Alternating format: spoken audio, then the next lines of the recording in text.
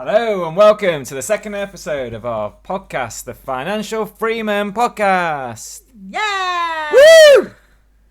So our feedback last week was that we liked the podcast, thank you very much, but it was quite scripted, and people probably thought that because it was scripted. It was. So this week I have not a clue what Gary's got to say, and all my reactions will be totally authentic. So Cool.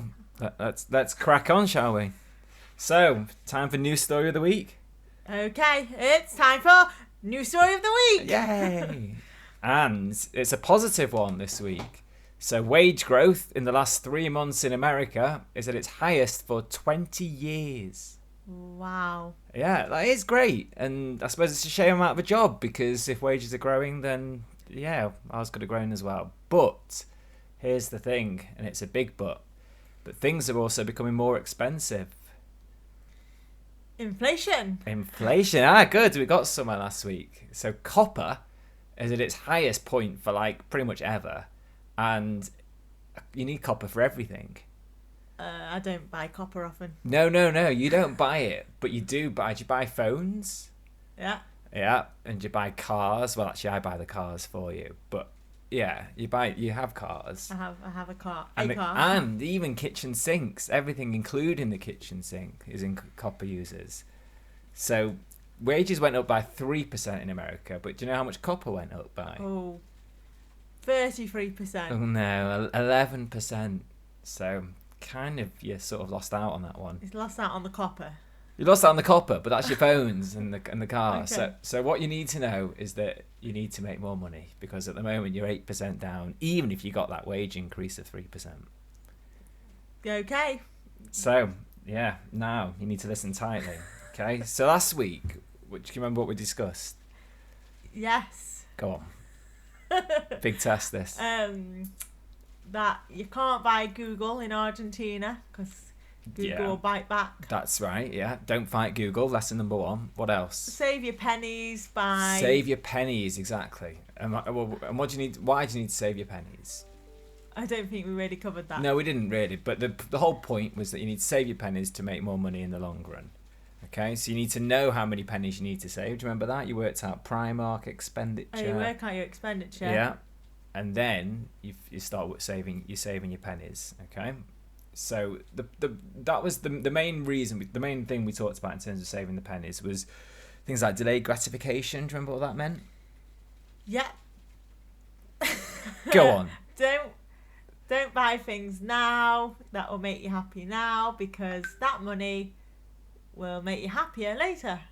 Yeah, exactly. Because it can buy potentially investments, which in the longer run means you can afford those things a lot easier without having to sort of overstretch yourself now. I listened to something last night. Go on. That said, every £1 you spend today, if you invest that £1 instead at 8% a year or something, that £1 in 20 years will be worth £5.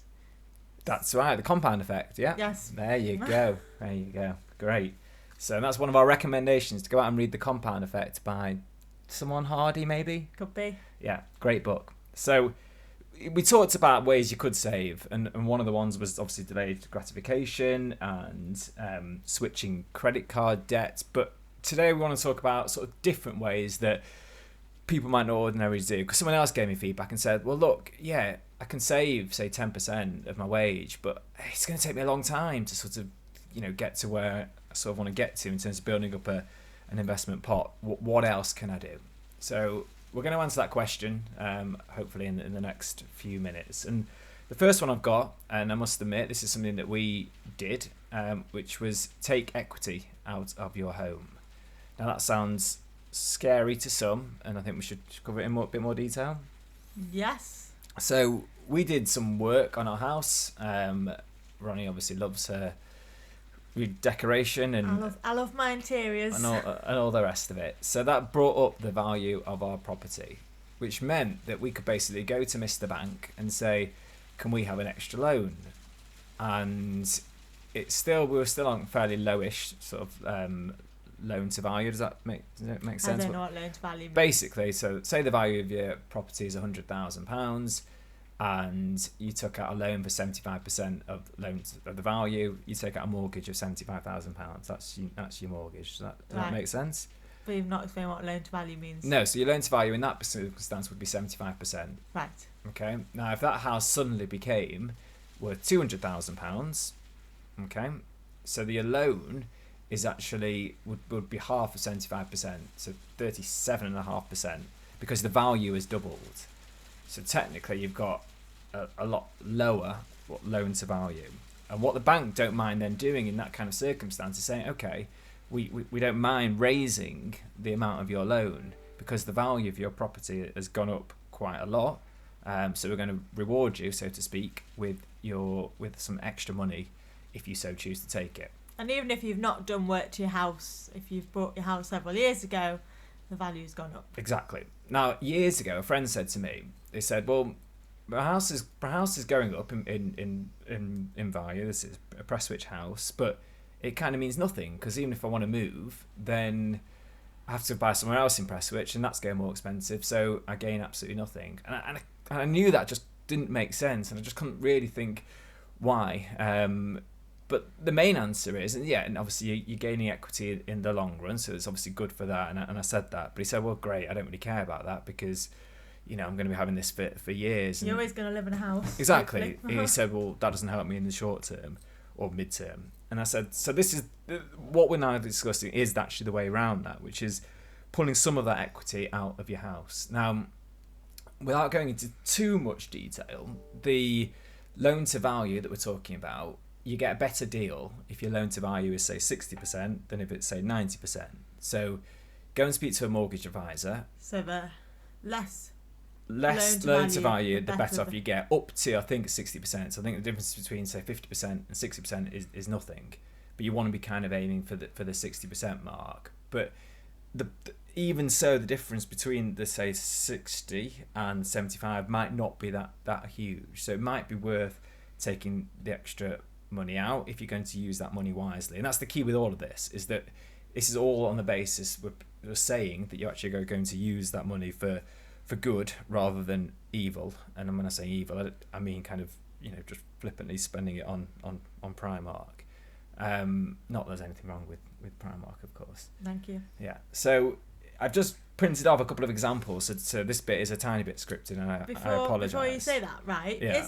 Even if you have the best will in the world to use that money to set up a business, yeah, there's always a risk that. Yeah, and so all of this is a risk, and that's why I'm not kind of saying do it all. And my mum said make sure you're not giving any financial advice because you don't want anyone to sue you. So thanks, Mother, for that. You need to disclaim. Oh yeah, I will do a disclaimer. And this isn't financial advice. This is just ways for you to start thinking about if you want to make a change, then there are options available to you. As I said, go and speak to a financial advisor, go and speak to a mortgage broker, or come speak to us in a bit more detail. And so it's just getting you to think about that there potentially are other ways than what you may or may not be doing at the moment. So what were you saying? What did you say? I said it. What? Yeah, you've done. We did that, right? What? I don't know. No, okay, fine. So yeah, the examples I was going to give is that you might be on what they call a standard variable rate. Now this is again getting into sort of techie detail. Yeah. Are you going to explain standard variable? Yeah, all I'll say is that after a fixed period, most people have a fixed period to start with of 2 years of a mortgage. The mortgage is usually about 25, 30 years, but you have a fixed period at the start of all of that, and that fixed period is usually lower to bring you in, and you'll be amazed the amount of people that just stay after the 2 years on what they call a standard variable rate. And that is basically a lot higher. So if your fixed rate is, say, 2%, 2.5%, your standard variable rate is often about 4.5%. So kind of a big difference when you actually start talking about the numbers. So you can just swap your mortgage anytime? Pretty much, as long as you've still got sort of good credit, etc. After that fixed period, you don't want to be staying on the standard variable rate. Now, I've just done one example. And this is if you've got comparing a 2-year fix at the average standard variable rate, which at the moment is 4.41%, and the average fix, which is 2.49%. Now, if you were to take out, if you had a mortgage of 130,000, okay, and this is based on the higher rate of 4.4%, you'd be paying £716 every single month.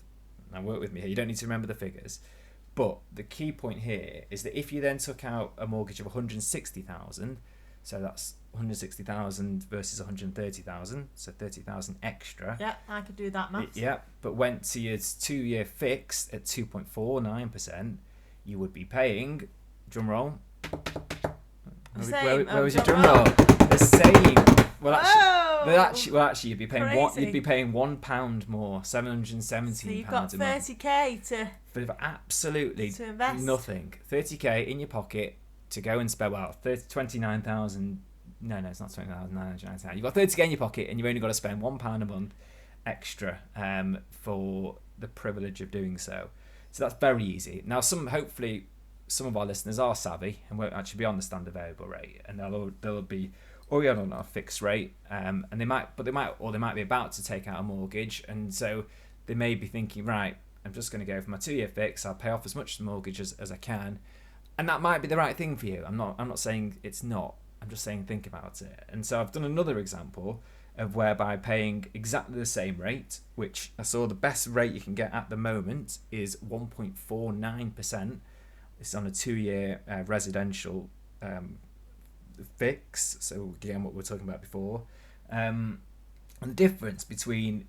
Go on, I'm going to do another guess for you. The difference between taking out 130k loan and 160k loan at 1.49%, what do you think the difference is between a monthly payments? So what privilege from the 2% to say what? Yeah, so the difference between taking out a loan for 130k and taking out a loan for 160k at the rate of 1.49%. What do you think the difference is? They're both on the 1.49%. Yeah, both on 1.49%. So there's no, you're not sort of cheating the system with this versus the standard variable rate. I'm just saying the same rate, 30k extra. I don't know. What? I don't want to make a fool of. No, this is all about making. £5 extra. No, it's actually a lot more. Okay, right. So it's maybe we shouldn't have done the guessing game. Note for the next episode. It's quite a lot more. It's what, a year or a month? No, a month extra. Right. Okay, so this might put a lot of people off, and maybe we should have scrapped the whole episode. But it's £120 a month extra. Now that might be a lot to some people, and again, this is why I'm saying don't just do it and just think about it. But for that £120 a month, you get 30k based in your back pocket.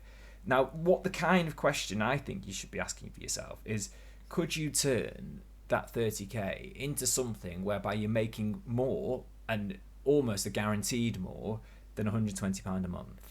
So not on a holiday, not on a car. No, exactly, because that can't get you back more than £120. So in the longer run, you'd be losing out. If you go and spend the 30k on a car, yeah, you might feel a bit better for the time being, but it's not gonna help you. You basically just increase your debt, and that's not going to end well. So you need to be thinking of, if you have got ways, and obviously we are going to come on to this eventually in other episodes, but we need to kind of get the building blocks in place first. If you have got a way that you can make sure you earn more than £120 a month over the long run, and it might be that 1 month you only earn £70, but the next month you earn £500, then it's a no-brainer to then take out that extra money. So that's the main one that obviously we've done, so we know from experience works. We did it. In fact, do you remember the very nervous moment that it took months longer than it should have done to get it out? Do you remember? Yes. We had it. We've got an angry, not angry. He's actually a great guy, but he was angry for the right reasons, because we were having work done to a house, and we were due our first instalment, and we'd not worked with the builder before, and so because basically the loan that we took out, the remortgage, it was taking like 3 months longer than it should have done, and he was a bit like, right, I now need payment, and I'm thinking, oh no, this just come through, just come through. Give us a couple of days, and just give us a few days. He's like, I'm gonna have to, I can't put on his accent, but you might be able to. You're Scouse. Well, he's not a Scouse, but you can put on his accent. You don't need to give his side of the story. No, anyway. Well, he threatened to pull guys off the job and all the rest of it. Anyway, so it did come through, and so a word of caution is that banks take a long time to sort everything out, so give yourself as much time as you possibly can with all these kind of investments. You need to try and think ahead, because bad things do happen. So I've got a few more ideas, and I don't want to overplay any of them, but I think it's all just stuff to sort of bear in mind. The second one is similar to the delayed gratification point that we discussed at the start and sort of last week in more detail, but it's it's sort of downgrading and making a sort of a big saving into something that costs you a lot. So most obviously is your house or your car. So if you're living in a £300,000 house, you could go and sell your house, buy another house for £200,000, and that gets you £100,000 straight Cash. away. Yeah. Now, again, huge decisions. We know someone who's done this. We know a couple of people have done it, and fair play to them, because they're, it's creating money. Do you want all your money tied up in your house? Maybe yes, maybe no. Again, big decisions for you to take, but you could just get 100,000. That could buy you 3-4 buy-to-let properties, for example, which could bring you in cash flow of over £1,000 a month, and we'll talk about sort of how in future detail. But it is a way of getting, obviously a lot of money, if you so choose to go down that route. And again, something similar, but sort of less lucrative, if that's the right word. You could sell your car. Do you need that £30,000 car? Would one for an old banger for sort of 5,000 suffice? Maybe yes, maybe no. But with a 25,000, you could turn that into potentially a lot more in the years to come. That makes sense? Sell your house, sell your car, no, don't, or remortgage. Yeah, right. Yeah, well, yeah, exactly. So, but just options. All this is options. None of this is advice. It's just things ways you can build up. We'll come on next week naked. Yeah, exactly. We'll Well, no, hang on. We might not get any viewers if we do. Well, actually, we might get a lot more viewers if we do that. The next one is bank of mum or dad. Or using the equity from their home. They might have paid off their mortgage, so they might have obviously a lot of equity in their home. They might want you to take advantage of that. Again, they might take some convincing. A lot of convincing. In fact, we tried to do that to your parents, didn't we? The first time we wanted to get into property. It was our first tactic. Yeah. It was. Yeah.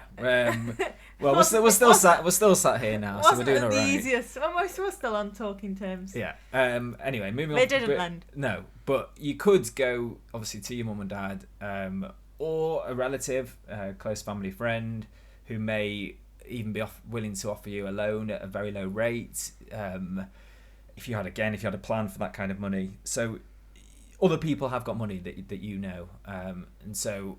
One way of using, is using their money to have a share of whatever you're doing, and that's something that we'll talk about in future episodes. But this is purely kind of to give you a leg up, so no real advantage for them.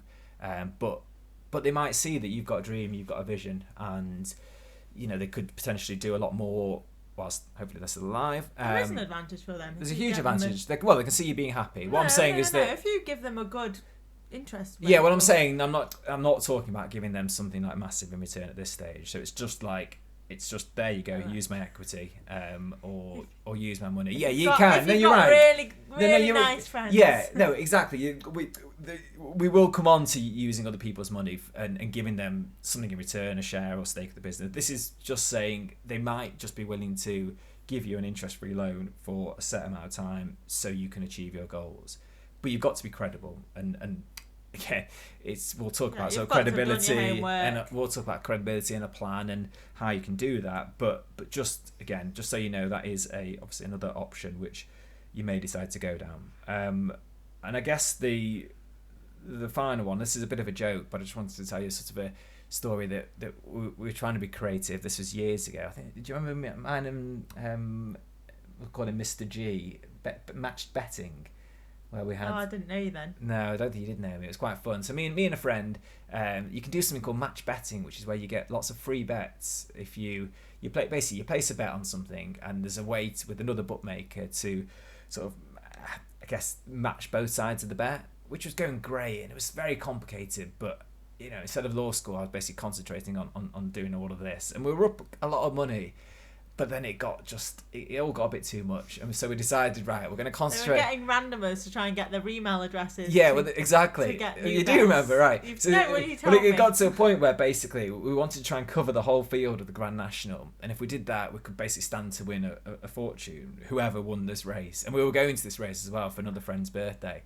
And we got to a stage where I think we'd got up to basically 100 to 1 stage. So the most unlikely winner, as long as that didn't happen, we were going to win. We had about 2/3 of the field, and we thought, great, golden, and we were going to go to the event, and we were all excited to see who won. It didn't really matter because we were going to be absolutely quids in either way. And in the end, a horse with like 3 legs won, and yeah, we lost everything. So, but there is another, match betting is an option. I'm sure there's tons of ways to basically build up that investment pot. It's just getting into that mindset of doing it. I think should call it a day for now. Yeah. There's a lot to take in. But maybe re-listen if there's any of the parts of that are a bit techie, or feel free to ask any questions. How can they ask questions? They can ask questions by there's a Facebook group, Financial Freeman, and there's a WhatsApp group again, Financial Freeman. Just type it into all the search fields, it should come up. We're available now on all big podcast platforms. What else? Anything else? No? You probably know us, so you've probably got our phone number. Exactly. Well, hopefully in a few weeks' time, or people who don't know us will be listening in. But there you go. Right, so thank you very much. I hope you enjoyed the show. My bit. Give us a 5-star review and click subscribe and listen. You'll be updated for all our future episodes. Okay, thank you and goodbye. Bye.